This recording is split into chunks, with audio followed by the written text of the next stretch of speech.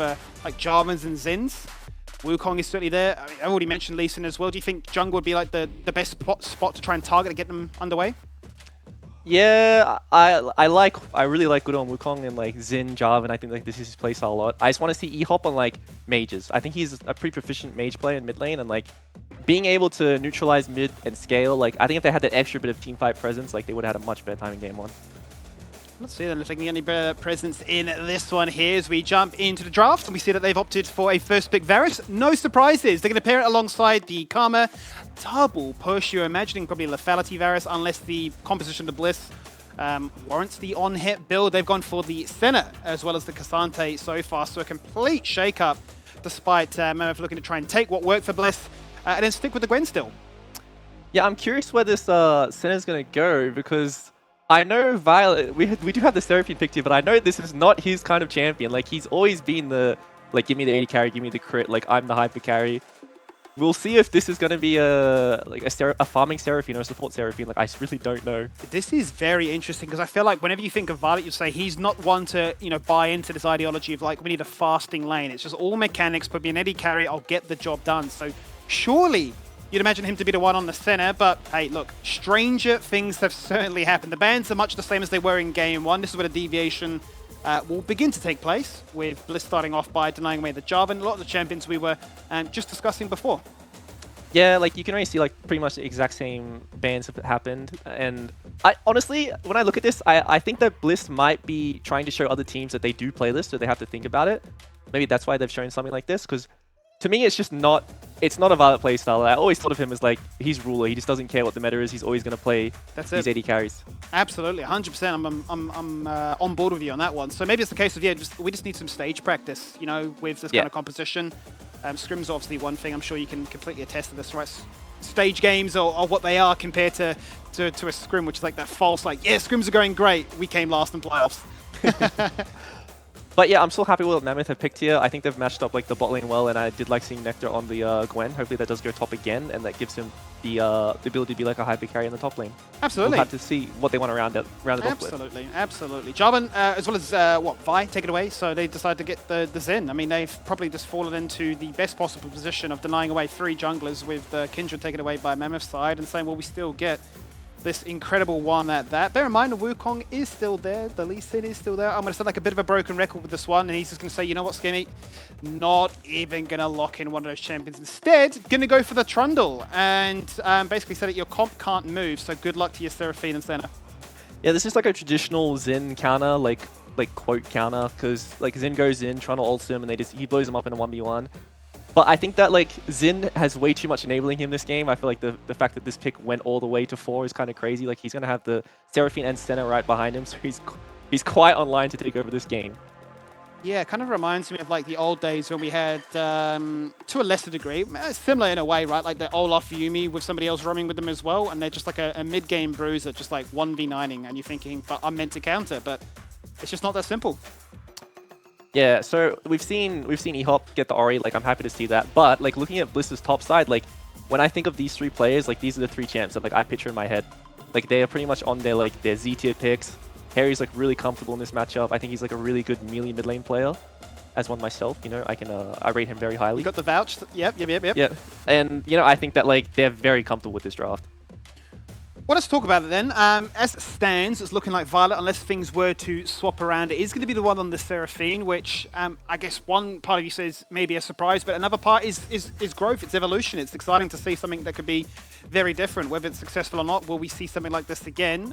My concern into it is, yes, you have a lot of sustain with the double heals coming out, but is that going to be enough to try and weather the storm and the push, more importantly, of a Varus and a Karma coming at you?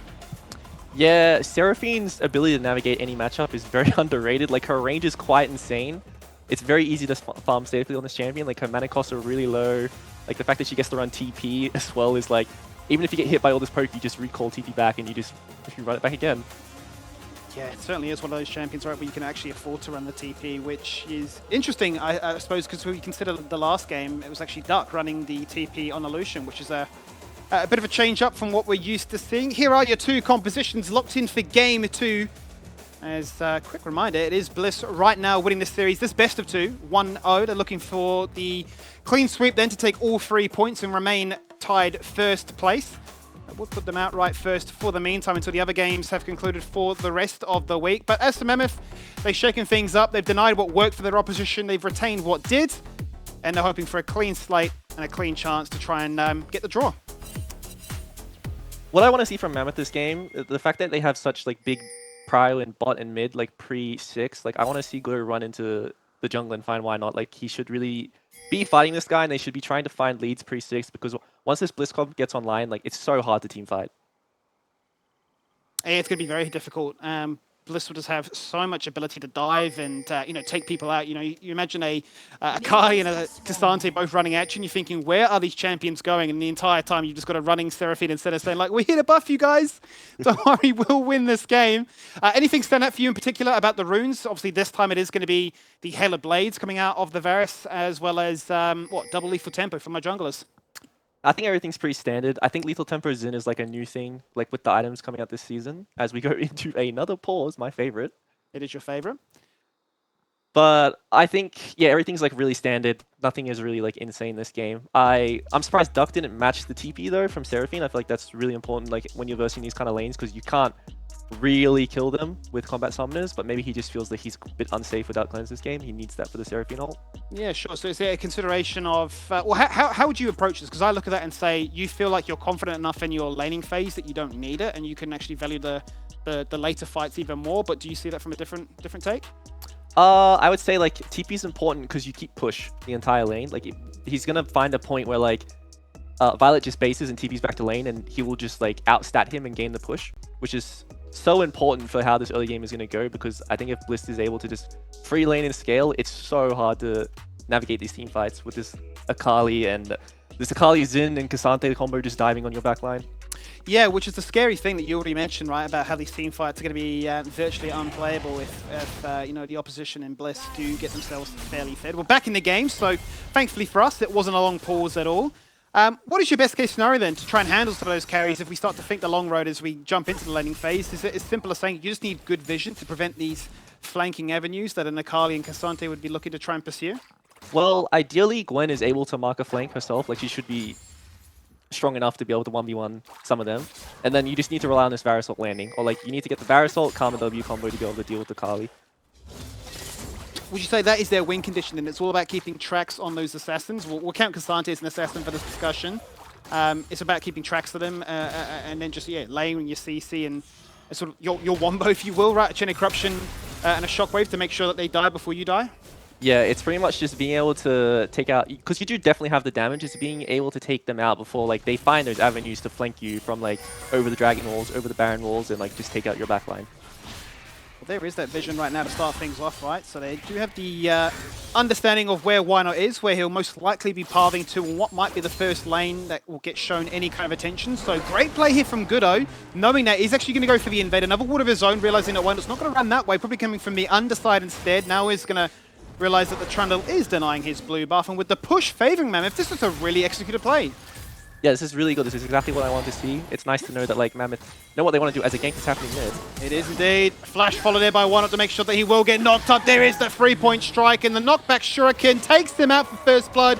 You said how good Harry is on these melee assassins. Well, he's got himself first blood, but can he deny the second? As 2 more flashes get burnt as Goodo tries to chomp him down. Yeah, that's really sad that they're both able to make out there, but really good for Bliss. Really good gank by Wynot to know that like it's his one avenue of play. Uses his flash, secures the kill. But Goodo still just like has run over the jungle here. Like he just has completely free reign. Wynot can't really enter back in because he doesn't have flash. Like we'll see if he's able to secure any camps with the help of his team. Yeah, can he do much now with a fully topped up Harry having just TP back to the lane? His bot lane is still stuck underneath their turret. They can't really do much to assist, right? Otherwise you're putting them further and further behind. And I mean, the fact that Goodo can stick around here for so long is just making sure that these 3 members, yeah, they're so insanely stacked and looking to really try and rectify what happened in Game 1's laning phase. Yeah, also a little note, now that I think about it, I'm pretty sure Halo playing Karma here, he is very proficient because I think he was one of the Karma mid players back in the day when it was really OP. So it's cool to see that he's able to translate his experience from mid to bot lane. Well, what's the question I was considering asking during the interview, saying, like, you know, what kind of champions can you bring from mid to bot? Anything in particular? You look at his most played champions in his entire career, and '1 is Orianna at 15. I'm thinking, well, you don't really tend to see Orianna support, but yeah, Karma's certainly one of those champions. Obviously, Lux as well. I'll have to wait and see if it is just going to be Enchanter Exodia for this entire split for him. Yeah. It's just honestly like, how crazy do you want to get? I feel like you can play anything you want bot, but like it's just how crazy do you want to get?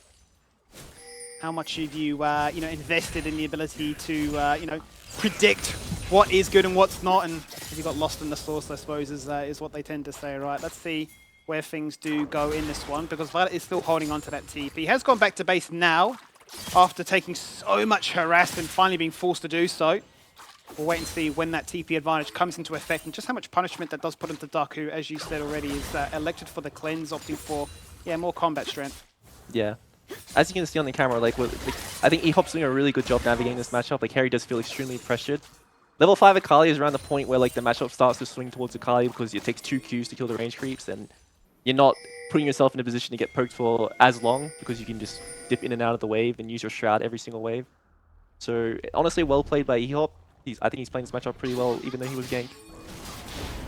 He's doing good job, and is obviously, once again, as I say, giving free passage for Gudo to go and roam as he pleases. One was taken away there of those Void Grubs by Why Not. A second now going to be taken by Gudo. Flash there from Halo, the roaming support of Akana into the waning arms of a Xin Zhao. He props the Ignite. He guarantees that, yes, you will be falling on down, Harry, but Why Not is going to answer that one back and say, if we're ganking, I am too. He might actually look to try and take out E-top as well. I think just got some awkward pathing through that massive wave and was unable to knock him up on auto free. Yeah, Gudo needs to help E-Hop crash this wave. It's really important that this does not freeze in front of the Kali start. It's such a bad wave state. He looks like he's trying to counter gank instead. No.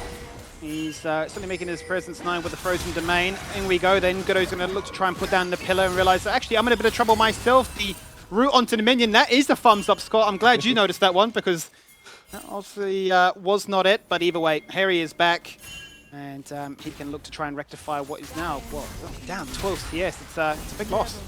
Yeah, Harry is really happy with what just happened. Like, he's got his boots, like his wave state's really good. He's pretty much like just navigated the entire early game, just from that one mid freeze. Good space to be. You said before level 5 is the turning point. Well, level 6s are now coming into effect, found in both mid and bot for Team Bliss. E-Hop's got his own shockwave, but Duck needs a little bit of more experience, maybe a couple of extra minions from this wave that has just arrived before he can answer back with a chain of corruption of his own. And it's good timing because the dragon is there, currently being taken there by Gudo, so all members need to do is just push up this wave and assist. Yeah, and we're also seeing the double support items coming out of bot lane, which is like something new that we've seen. It's a way to get more like income onto your support. This is like really good because Senna herself is like a really strong champion right now, especially with Zac, I believe it's called, or Bloodsong. I'm not sure. Dude, don't ask me about support items. Support items is a whole different breed. Yep, I don't play that role, but like yeah, they're OP, and all I know is Senna just does way too much damage with no items right now. Yeah, he's always one of those champions that's always been in a weird spot, right? You look at the patch notes and they're undoing what they've just nerfed and they redo it, and then they're saying we're going to change how you can acquire your souls if you want to be a support or if you want to sort of just sit there. I think from memory it is Bloodsong, the one that sort of empowers their damage, right? That would make the most sense to try and expose them for Scott. But I think we've seen a lot of murmuring around this online, right? Where we've seen 2 being used in pro play, but I don't know yet. I haven't watched those VODs if there've been 4, which has been running rampant, I think, in solo queue, right? Where you're down all this gold from laning, then suddenly you're up like 16k, I think, was like the extreme that I saw in this photo. That's crazy. Either way, though, let's see if they could find any value with this item. Violet has returned to this lane with that TP, and is dealing out a ton of damage onto Dark. He charms them. He gets cleansed out that one. That's the reason he's taking it there, Tally. Otherwise, he was a sitting duck. Pun intended. No, I mean, yeah, that's why the cleanse is going to come in. Like, in those kind of situations, cleanse will be good, but it's just unfortunate he was recalling on a ward and got caught in that position to begin with. Do see Why Not hovering down to bot lane though, enabling them to hit turret. This is quite an insane bit of gold they're going to gain here, especially that Duck was forced to base and missed that wave. Yeah, misses the cannon as well. That one gets denied. Why Not with double buffs, pokes his head into mid lane. Oh, wind becomes lightning, beautifully dodged. E-Hop's so confident in his own ability. just sidesteps. Doesn't panic, doesn't flash, doesn't care. Yeah, honestly, very nice. It's nice to see people who just like they still want to out micro you, even though if you don't, you die. It's good to see. What's not good to see is this little fight taking place in the top lane as both are they're flirting with each other. Let's be honest. They're saying, I could maybe go in, I could maybe do a bit of damage, but ultimately I'm just trying to bait you into a jungler gank. Bio's having none of it. He does not care. Gooder's going to rock up now and he's going to say, why? Why have you bothered? I've hit the ghost. I'm running away. You have just wasted your time and that pressure has been absorbed. Now, Wana is waiting in the wings. He's wondering, if you overcommit, I'm here to punish. But it's just not going to happen. Yeah, why not just seems to always be in the right position. This is like the veteran experience of a jungler coming through. Like he's always either trade to kill or like counter gank. Honestly, like well navigated by him this early game. Well, Bliss have already put their bot lane into the mid lane, but hold that thought for 2 seconds because both the top laners, after their confusing state of affairs, have just TP'd back to the lane. Wana is still here, ready to give Nectar a welcome home present. Going to take a little bit of damage, but nothing to really get too upset about as he just goes back underneath his tower. And that does mean that Wana can just rotate through to the second spawning of these grubs and look to pick up as many of those and say, well, we're going to deny them from being picked up by you, Mammoth. But this does mean it could be quite a nice invitation for a shockwave to come on through. There could have been the moment as the all go out. Isn't going to be used just yet, but I'm just looking at E-Hop. When's it going to come out? Oh, it's only on to Bio. That's not the play. And now they've got to run away. In comes the TP from Hayri. And it is very anticlimactic. I think it was a cute little setup from Bliss. They put their bot lane mid and their mid bot because Harry still had access to the teleport, so he was able to catch the farm that was crashing the bot turret and still TP and impact the fight. Probably didn't want to TP there because nothing really happened, but you know, it's better safe than sorry. Certainly is better safe than sorry. Just decides to prevent any possible confusion in what could have been. And it's just literally going to meander his way all the way back to that lane to continue what was happening before. Back in top side, why not once again has found a home and said, well up Gwen, you're just going to fall on down. Bio picks it up, Cassante is broken, and life goes on. Bio is a happy top laner. So, I suppose from this bot lane perspective, that's probably the most interesting one for 2 reasons, right? Very different matchup, or very different champion being played by Violet. First time he's been on AP. But double support items, and he's getting ganked. Hits the encore, hits nothing. And that's really uncharacteristic. That's not what you like to see as Scott's forced to flash away. Gets ignited, is burning. One more will do it. And Duck has now got a double kill. And I was just going to say, does this lethality Varus need to get fed? Well, he certainly is happy now. Harry is looking at the collapse, but he's decided against it. He's going to trade onto E-Hop and just probably walk back mid lane. But this is really good by Gooder. He sees why not top, he sees the wave crashing bot and he punishes it. And we have been talking about the cleanse on Varus, but we did not mention the fact that no one on Bliss's bot lane has cleanse against Varus, which is like very hard to navigate when the Chains of Corruption land and you just get hit by a nuke. Basically, they just hit the cockpit. We'll see it once again. It's Violet being collapsed upon from 2 separate directions. Hits the ultimate, hits nothing, unfortunately. And then there's not really much that Scott can do. He does decide to burn the flash, but hard to outrun these 3. Yeah, it's just like, it's so nice that the gold went onto Duck as well. Like, this is who you want to have the gold. Lethality items are so strong right now, and like, you can really, as you saw, like he did half the health of Seraphine himself there. You can really take over games when you get fed. He's gone back to base to pick up the Yomu, so he's got the Ghost Blade online now, even more movement speed, even more raw damage to take those members down. Bliss's best answer back to that play is the fact that they've managed to pick up the second dragon, the mountain one at that, as a team. So that'll be their point of strength to try and rally around. Back to top lane we look once again, and nothing really happening, right? It's just you're building for the lane. Force of Nature going to be rushed here by Bio as opposed to the Haunting guys. For Nectar's Gwen to be a burning shredder, I suppose, to put it crudely. He just wants to burn you all down, leech up an absolute storm with the Riftmaker, and just be very happy once 2 or 3 items to come on through. Yeah, I'm pretty sure Force Nature got buffed really hard, so like seeing this as a rush against a mage laner is like, it's very good. I don't think he's going to take any damage at all here if they do try to attempt this. Like, he's very happy to just waddle out of there, but we'll see what happens.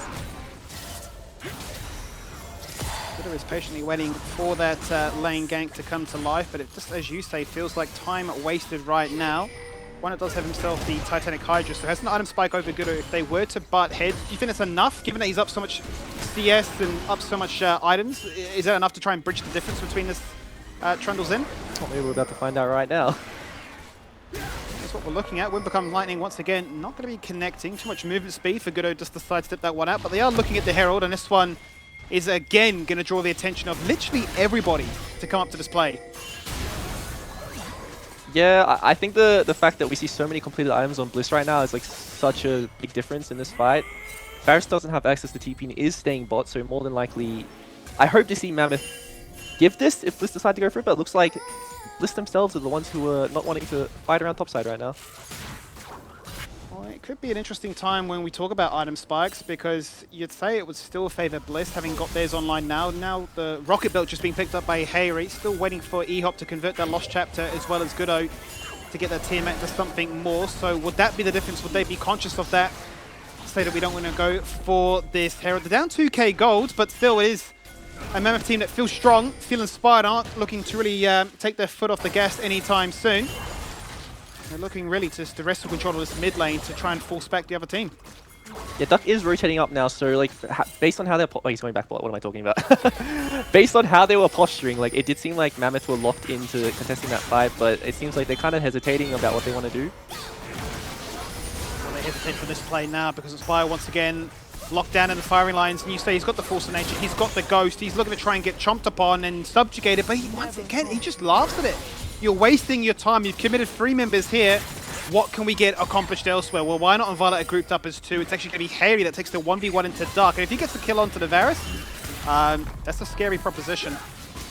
We'll see if Hayri wants to go for the dive. Like he does definitely have the damage if he lands the RE. Like he can take him out in one swift motion, but it looks like he's just playing it safe because he could get outplayed, and like there's something that you just don't want to like. You don't want any variables to happen when you're like pretty comfortable with your game state. That's it. Not going to really risk anything unless an opportunity like this gets presented to you. Into the shadows, out he pops, flash, dash, you're going to chain me, but it's out of range. And now it's the support Karma forced to try and take down the Akali. Harry actually in your faces. If you're not careful, I'll take you out for a swift double kill. But he did exactly what you said. It's as easy as that. Like when Akali is level 11 with 1 item, she just does way too much damage. You cannot walk near her. It was a brutal state of affairs, and one that I think Bliss are quite happy to take, because they've received multiple ganks to this top lane. This Cassante just ignores it, and every single time it's happened, they've managed to accomplish something with it. Yeah, Bio's done like a really, really good job of just absorbing pressure. Like this is his bread and butter. Like he'll play a bit forward, so you're like, oh, like I can gank him, and then he just always like lives. He's very, very good at like towing the line really well, and as we see a kidnap going on. Look at that beautiful positioning there from Bio. Is going to force up the Ghost from his opposition. Now, once again, Goodo's popped his head into top lane. Feels like the 5th time we've seen that, and it's only been 17 minutes in, but he just somehow still gets away, squishy or not, all-out mode or not. You can't kill this Titan. He almost crossed the line a little bit too much, but you know, he's just done it perfectly again. He's just out of there. He's just saying, you're insane. You're just repeating the same actions and hoping for a different outcome. It's just not going to happen. Gank elsewhere, but look, Goodo's resilient. You can't knock him down for trying and trying again. It's just not working though. Touching on items a little bit, it is interesting to see Protobelt on Akali. Like normally you would see the Storm Surge coming in first. Like maybe he thinks that since it's a cheaper item, like he can bridge like their early game problems. As E does land, you'll see if he does want to take this and dive. Slides against the Shuriken, flip back on in. They're certainly sending warning shots. See what they decide to do then, as he is going to still hold strong for the meantime in bot lane.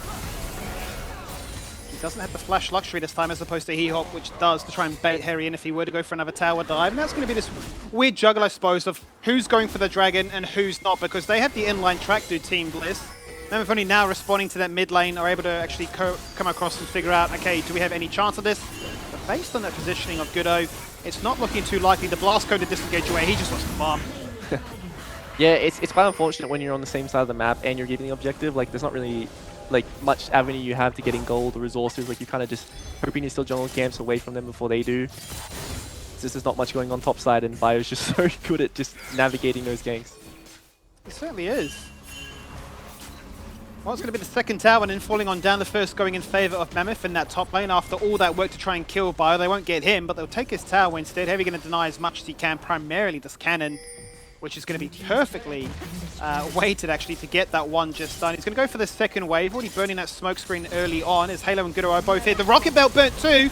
Question is now, can he disengage away? The perfect execution to do just that, but a tether does connect. The totem is there, and he's in a whole world of pain. He's in a lot of trouble to subjugate, and he's dead.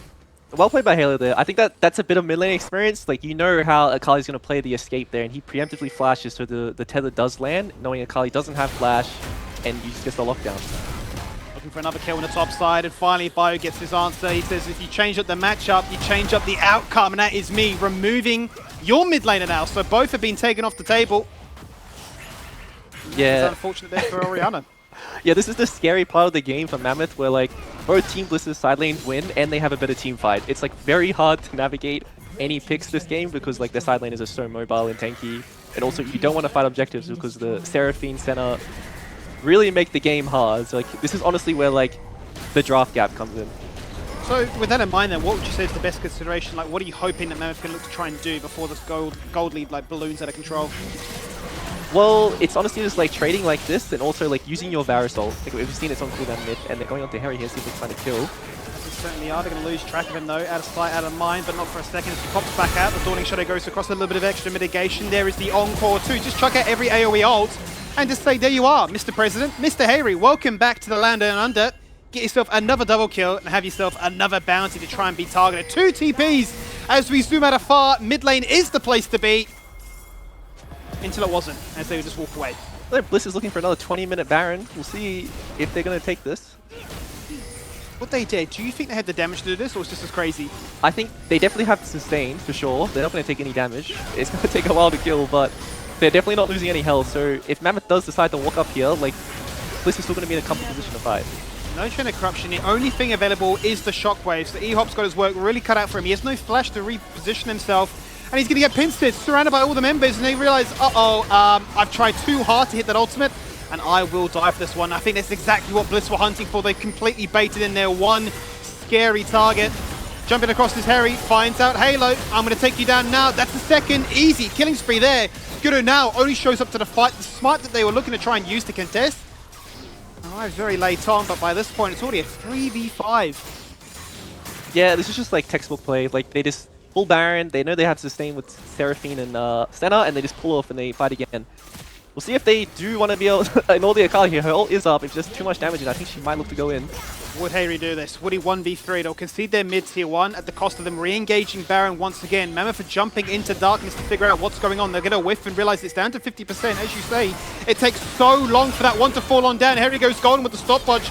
In comes the TP from E-Hop to try and equal out this one. The Encore to damage the root. The kill potential. The shockwave is still there. Ooh. It brings in 4 members. It does a lot, but it just needs so much more to find that killer punch. And it's Scott who limps away with a double, but Harry hanging on for dear life. Yeah, so close. What a nice shockwave coming out of E-Hop there.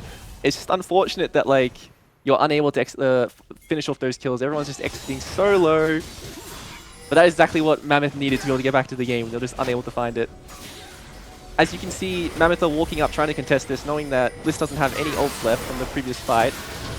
TPing in, Harry has Zhonya's. It's just like, it's really hard to execute when like they find these small windows to just like CC people, take them out. The shockwave lands on everyone, but there's just not enough damage. That's crazy there. You're just thinking that surely is the moment that you're always searching for as a mid lane player, especially as an Orianna, right? The wombo combo of your dreams, but it was much more of a sort of a martyrdom really than anything, right? Like, here's a fadeaway present. I can remind you that I can do a lot of damage, but I do need some teammates to try and help things out. It's been a game where like, I mean, obviously we've had 15 kills, but it's felt much more about looking to say how many of these towers can we get instead, because 8 have been removed. Yeah, this is just like it's snowballing on the fact that Bliss's side laners are so strong. Like, it's really hard to match them 1v1 when you're just permanently getting pushed, and like, Mammoth want to group and try find picks with Varusol, which is just leaving their side lanes open and more susceptible to getting like, towers just destroyed from all the grubs they secured. Tell you what, if anything though, it's made the map very open and perfect for flanking opportunities from both ends. Obviously, we talked about at the start of this game the benefits that will provide to champions like the Akali and Cassante, but for Mammoth as well, they'll sort of be quite happy, especially as a Gwen, to find those moments to try and jump into the backline and remove all the sustain that both the Seraphine and Senna can provide. I mean, Moonstone complete now, even more healing being bounced around in a massive team fight all clumped up together. It really is at that point, especially with the Chemtech Soul being acquired too, or being worked towards I should say, where you're getting a little bit scared as to how do you actually lock these champions down. Yeah, this bot lane combo is definitely online now. You know it's OP, especially if Violet is playing it. Shockwave onto one, flash away to deny the rocket though, as Harry's looking for the execution onto that champion. That bot lane that you're mentioning, they're so strong, they're so scary, but they're so squishy that the Dawning Shadow comes out just a fraction too late, despite the encore being started with. In comes the TP, and rocking into the fight is at half HP, but all out Mo Casante. He's got himself a double kill. He's killed you in your base, he's killing you up here in the Baron, or rather the Dragon Pit, and he's denying your recalls back to the base. In goes Goodo, where the original bot tier 1 would have existed, and he is not winning that 1v4. Yeah, this is just like nice that they're working on their side lanes and then collapsing with the advantage they get from their side lanes. It's just like textbook play from Bliss. Good spot to be in, that's for sure. Thunder Sky picked up now by Wynot on the Xin, so 2 items complete. Zin's build is fully online as well, as the Cyclo Sword coming out also for Scott. And you just have to imagine, I mean, at this point they've almost hit that critical mass of saying, yeah, we can get ganked, but we don't really care. That wall being protected, it feels like these TPs have no cooldown right now. We're constantly seeing them whenever our camera pans away. And the wave clear, as you said before too, really has been the focus for Mammoth to try and shove out these towers, but they're constantly forced to do it because the waves are shoving into them. Yeah, like, honestly, what can't this comp do? They just do a bit of everything very, very well. Let's see what Wynot can accomplish now as he jumps out across the wall on towards Halo, hits the ultimate very early on, denying a lot of damage actually. He's still full HP, Violet down to 50%, Scott in the backline providing some cover fire, but Wynot's going to die, not a shield! At the very last second, surviving by a hair's breadth, and in rocks Harry. The Akali jumping into the void, sees multiple members, and goes golden underneath that mid-tier too as he comes out. He's looking to dash away again, another heal, but this time, it's not enough. Massive shutdown found by Duck, his 4th of the game. Another slow, another dash, another target locked in their grasp. That's the second kill. Make it 3 as they continue to push their W key, walking straight down the mid lane and finding yet another ace. That's just honestly beautiful to see. Like, I think this is a really big thing to note is that Duck hasn't itemized for the Serpent's Fang yet, so these shields coming out of Violet are huge and doing so much work. Like the healing, the constant sustain is just making these team fights so hard to navigate for Mammoth. It was looking very good for them in the start, but like he just rotates his sustain and gets his team back topped up, and they was able to dive them and just run the game. Just crazy to me that you can cycle for those cooldowns because the fights are lasting that long, that you can bridge the gap of saying, okay, almost like a wrestling match. You know, we sub a different person in. Okay, Wynot's about to fall on down, summon in the TP of Harry, and suddenly another threat appears. I mean, it's crazy just how long this fight went on for. Yeah, like you can see how aggressive Wynot's able to play and like how low he gets in the fight. Like, but he's just healed all the way back up from the Seraphine in center. Like the combo of just like all the sustain plus the backline threat, and like Bio is just an absolute brick. Like no one is killing this guy, especially with all the sustain he's getting. Like he's able to just walk in, ult someone, dive, do the most damage on his team because that's just how that champ works. It's honestly just as easy as it gets for them. Certainly looks to be that way right now, and I think also the itemization, it's not there, right? I mean, I just saw the Serpent's Fang get picked up as that fight broke out, but they need that, they need Grievous Wounds, they need everything, because at this point, if you can't kill the target that jumps in on you, he's got way too many members behind him backing him up. Yeah, looks like Mammoth is going for a Panic Baron right now. I think this is the exact position that Bliss wants them to be for a team fight to happen. Can we find that one shockwave to rule them all as he jumps on in, down to 50%, the 3-main encore, it's just done! It doesn't matter if you have a cleanse, because you're still running away! Duck still putting DPS on towards this Baron, Halo completely locked out of the fight, Nectar's forced to dash across the wall as he's down at 20%, Duck goes down, Harry goes in, finds himself another kill, but right now, it's all about Violet, he's doing the most damage, the support is popping off, and the Baron for the second time going the way of Bliss. Yeah, more than likely we'll see this Baron used to end the game. I think that like they're just way too far ahead. Blue Race pings going on to the Nexus. Why not? Does so much damage with a double TP coming in as well. I think this is probably it. It's looking like the GG. They finished the first game before 25 minutes. They'll finish the third, or the second game, already jumping to a best of 3. They'll finish the second game before the 30-minute mark. Those two towers fall on down, and once again in convincing fashion, with a Baron buff to escort themselves in, they'll have the minions there, they'll have the base speed passively taking them down, and they're just at your fountain, farming up these kills, and reminding you why they are the favourites, and why they deserve all 3 points tonight. Yeah, well played to Bliss. Like, I think that they came in with a really good game plan to like abuse the bot lane and snowball, but it's honestly like I can't take away as well from Mammoth's bot lane. I think that they performed very well, especially like this is the first time we've seen Darkness with Why not doing his signature dance. Signature move. It wouldn't be a post game. It wouldn't be a celebration really if it wasn't for Why Not on Bliss dancing away. There is the rest of their team, callers, whatever. They're used to these shenanigans. Already inaugurated into this is what life will be like. But there you have it. 2-0 on the night. Team Bliss still retain their spot in first place, taking all 3 points as we jump to a quick break.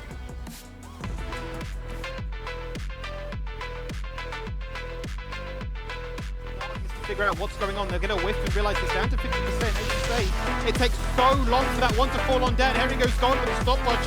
In comes the TP from E-Hop to try and equalize this one. The encore to damage the root. The kill potential. The shockwave is still there. It brings in 4 members. It does a lot, but it just needs so much more to find that killer punch. And it's